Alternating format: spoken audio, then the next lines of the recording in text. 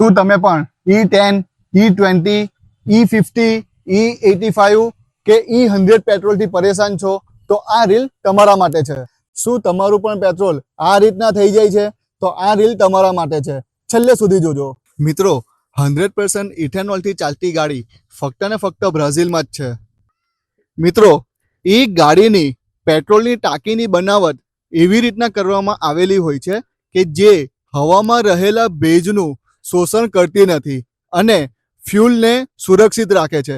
જો તમે ગાડીમાં 100% ઇથેનોલ પુરાવો છો કે ગાડીમાં 100% પેટ્રોલ પુરાવો છો તો એ ખરાબ થતું નથી. મિત્રો, જો આ ગાડી લાંબા સમય સુધી કે 2 કે 3 દિવસ એમને એમ પડી રહે તો પણ એનું ફ્યુલ ખરાબ થતું નથી. મિત્રો, જ્યારે આપણા દેશમાં બનેલી જે ગાડી છે E20, E30, E85 કે E50, આ ગાડીની પેટ્રોલની ટાંકી હવામાં રહેલા ભેજનું શોષણ કરે છે અને જ્યારે એ પેટ્રોલ અને હવામાં રહેલો ભેજ બંને મિશ્રણ થાય છે ત્યારે એ કંઈક આ રીતના જોવા મળે છે, જેને કહેવામાં આવે છે ફેઝ સેપરેશન. મિત્રો, તમને સવાલ થશે કે આ ફેઝ સેપરેશન શું છે? તો હું તમને સરળ ભાષામાં સમજાવું. ફેઝ સેપરેશન એટલે કે આપણે એક ગ્લાસમાં પાણી ભરીએ અને એની અંદર ઓઇલને મિક્સ કરીએ તો આપણને જોવા મળે છે કે ઓઇલ પાણીની ઉપર તરતું જોવા મળે છે, જ્યારે પાણી એ નીચે બેસી ગયેલું જોવા મળે છે. આને કહેવામાં આવે છે ફેઝ સેપરેશન. જો મિત્રો, તમને સમજાઈ ગયું કે ફેઝ સેપરેશન શું છે. જો આપણે આપણી ટાંકીમાં E20, E30, E50 કે E85 પેટ્રોલ પુરાવીએ છીએ અને જો આપણી પેટ્રોલની ટાંકી હવામાં રહેલા ભેજનું શોષણ કરે છે તો આપણું પેટ્રોલ એક પાણી સાથે મિક્સ થઈ જાય છે અને ફેઝને ડિવાઈડ કરી દે છે. જે રીતે આપણે જોયું કે એક ગ્લાસની અંદર પાણી અને તેલને ભરવામાં આવે છે અને એ વખતે તેલ પાણીની ઉપર તરતું જોવા મળે છે, તો આવી જ કંઈક હકીકત આપણા પેટ્રોલની ટાંકીની અંદર થતી હોય છે.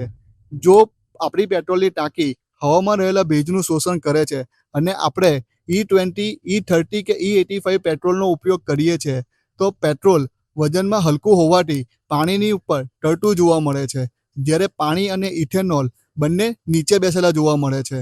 પરંતુ જો આપણે ગાડીને ચાલુ કરીએ ત્યારે જે ટાંકીમાં સૌથી નીચેનો ભાગ હોય છે, જેમ કે પાણી અને ઇથેનોલ, આ બંને એન્જિનમાં જાય છે અને ગાડીને ચાલુ થવામાં વાર લાગે છે અને હા, આપણું એન્જિન પણ ખરાબ થઈ શકે છે. અને હા મિત્રો, આપણી ગાડીની એવરેજ ઉપર પણ અસર પડી શકે છે. પરંતુ આપણી ગવર્મેન્ટ આપણું હિત જ ઈચ્છે છે.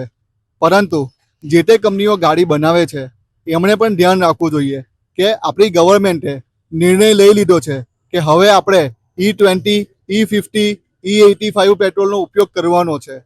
તો આપણે ગાડીની ટાંકીની બનાવટ એવી રીતના કરીએ કે જે હવામાં રહેલા ભેજનું શોષણ નહીં કરે અને E20, E30 કે E85 ફ્યુલને સુરક્ષિત રાખે, જેથી આપણી ગાડી અનયુઝડ હોય કે 2 કે 3 દિવસ સુધી બંધ પડી રહેવાની હોય તો પણ એ ફ્યુલ બગડે નહીં અને સુરક્ષિત રહે, જેથી ગાડીની એવરેજ પણ જળવાઈ રહે અને મેન્ટેનન્સ કોસ્ટ બી ઓછો આવે. તમને આ વિડીયો કેવો લાગ્યો એ મને કમેન્ટ કરીને જણાવજો અને હા, મને ફોલો કરવાનું ભૂલતા નહીં.